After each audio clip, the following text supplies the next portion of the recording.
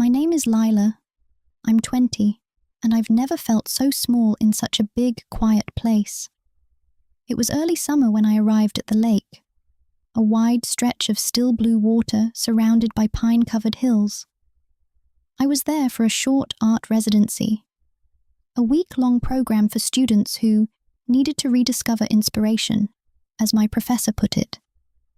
I just needed a break from the noise of the city, the pressure of deadlines, the constant rush of proving myself. The cabins were simple: wood, creaking floors, the smell of resin and rain.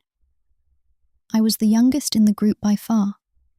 Most of the others were painters or writers in their late 20s or 30s. That's how I met Renee. She was one of the mentors, not officially a teacher, but everyone listened when she spoke. Her paintings hung in the dining hall, all soft colours and reflections of water. The first morning, I saw her sketching by the dock. She sat cross-legged on the planks, a large sketchbook balanced on her knees, the wind moving strands of her dark hair across her face. She looked focused, calm, like she belonged there. I hesitated, then walked closer. She looked up, smiled. "You must be one of the new students." "Yeah," I said, trying not to sound nervous. "I'm Lila." "Renee," she replied, offering her hand, her fingers stained faintly with paint. "You picked a good spot to think." We ended up talking for an hour, about nothing and everything. The way water changes colour depending on the sky, the loneliness of trying to make something beautiful, the quiet ache of being young and unsure. She wasn't like the professors back at school. She listened more than she talked. Over the next few days, I kept finding reasons to walk near her cabin. Sometimes she'd wave me over, offer me tea, ask to see my sketches. Her feedback wasn't technical. It was personal. "You draw like someone who's afraid to take up space," she said once. "Don't be afraid to let people see what you feel." Something about her steadiness drew me in.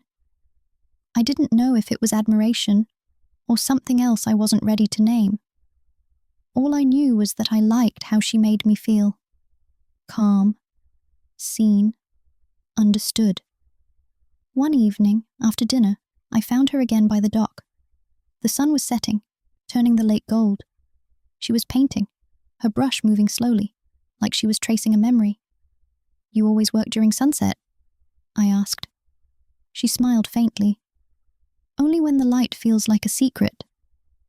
I sat next to her, watching the reflection of the sky ripple across the water. We didn't talk for a while. The silence wasn't awkward. It was full, alive. I remember thinking that if peace had a sound, it would be the soft rhythm of her brush in the water jar. That night, lying in bed, I couldn't stop thinking about her. Not what she said, but how she looked when she listened. The patience in her eyes. Something was shifting inside me, quietly, like the lake before dawn. The next morning, the air was thick with mist. The lake looked like it was holding its breath. I grabbed my sketchbook and walked to the dock, hoping to find Renee there again. She was wrapped in a grey sweater, coffee mug beside her, sketching the fog like she was painting silence itself. She smiled when she saw me.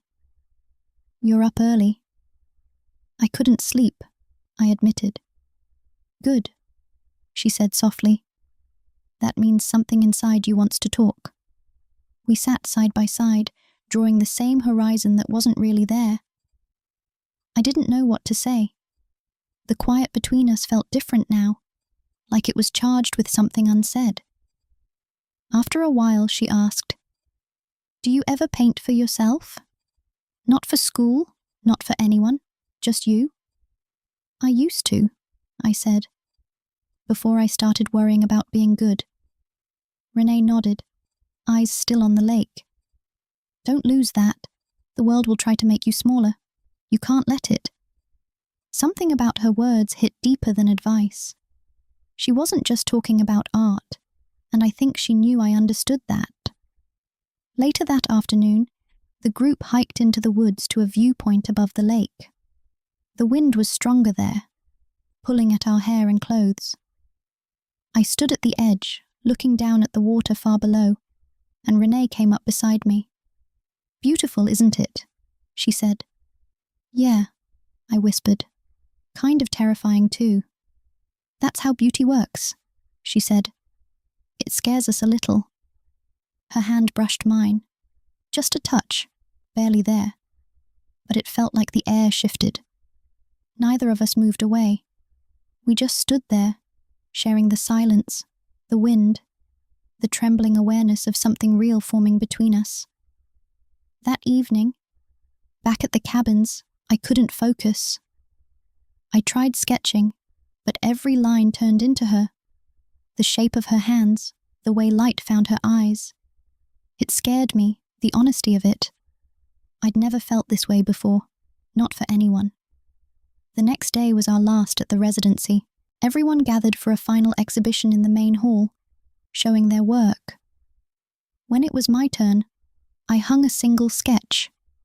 The lake at dusk, 2 figures sitting side by side, not touching, but clearly connected. Renee stopped in front of it. For a long moment, she said nothing. Then she turned to me, her voice barely above a whisper. "It's beautiful, Lila. It's you," I wanted to say, but I didn't. I just smiled. Later, as the evening faded and the others left, I walked down to the dock one last time. The lake was still, reflecting the moon. Renee joined me quietly, standing just close enough for our shoulders to touch. "I'm going back to the city tomorrow," she said. "I know." "You found something here," she said. "Don't let it fade when you leave." I nodded, throat tight. "I won't." For a moment, neither of us spoke. Then she looked at me, really looked. "Good," she whispered, "because I did too." We stood there until the stars came out, 2 silhouettes by the water, saying everything without words. When I left the next morning, the dock was empty. But the lake was calm again, and for the first time so was I. Because now I knew who I was, and what I was brave enough to feel.